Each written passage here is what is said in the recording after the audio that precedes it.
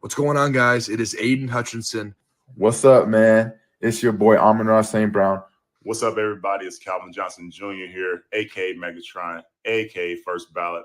What's going on, Coach Dan at Lions Talk Live and the Duke Crew? This is Ballhawk Ifeatu Melifonwu of the Detroit Lions. Everybody make sure you help support the YouTube channel Lions Talk Live by clicking that like and subscribe button. Let's get it and go Detroit. Greetings and salutations to everyone out there in YouTube land. This is Dan Skipper, offensive weapon for the Detroit Lions. Make sure you all help support Lions Talk Live and Coach Dan by clicking on that like and subscribe button. Everybody, woo! All right, greetings and salutations, everybody out there in YouTube land. I'm your host once again, Dan Thornton, and we got a little bit of news that came in across the wire about 45 minutes ago or so. I had to finish up work before I got this over to you, but hey, training camp's here, and we're going to get more and more of these news events, so make sure you keep your notifications on. Detroit Lions have made a signing, and that is going to be, as you saw from the thumbnail for this video, it is an offensive lineman. It is, as you can see on the screen, Ike Boettger. So I'm probably killing that last name, and I apologize for that, Boettger. So anyways, Ike is in town. Most people who probably aren't familiar with him, let's give you a little bit of a rundown on him. He's played the last he played 5 years with the Buffalo Bills. Last year, he played with the Indianapolis Colts. He's 29 years old. He's a depth piece. I think he's going to be someone that comes on in. He has started 36 games. He has played 36 games, started 17. A lot of different things you could make of this. There's some speculation out there, and that's all it is at this point, speculation, that Manu, the man-child draft pick that the Lions traded up for to get and acquired this year. He is, as we all know from yesterday, he was put on the NFI list, so he is going to be out for a little bit. How long? Who knows? No real firm word when he was injured. Speculation is, and that's all it is speculation, that was somewhere between the end of the spring activities and then obviously the start of training camp for rookies.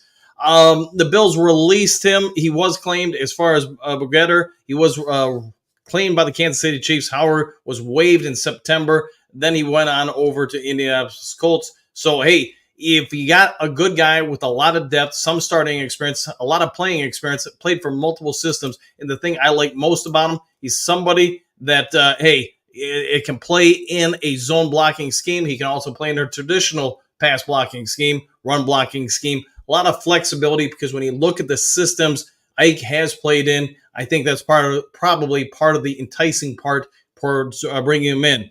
If you did a review of the Detroit Lions going into training camp, you probably noticed there was a lot of youth on that offensive line.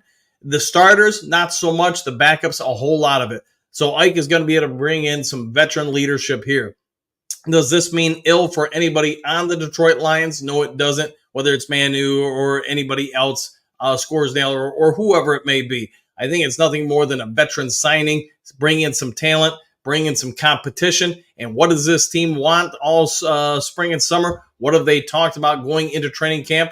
Everybody wants competition at all the spots. You've heard it from Brad Holmes in regards to the secondary. You've heard it in regards to quarterback play, wide receiver play, everything in between. And you know what? The offensive line is absolutely going to be an extension of this. Big news for the signing, probably not good news for the Detroit Lions, a team destined, it would appear, if you ask everybody who's a fan, to go out there and try to be active participants and going after the playoffs, winning the NFC North for the second time in a row, making a return trip to the NFC title game, and then pushing into the Super Bowl. You want competition.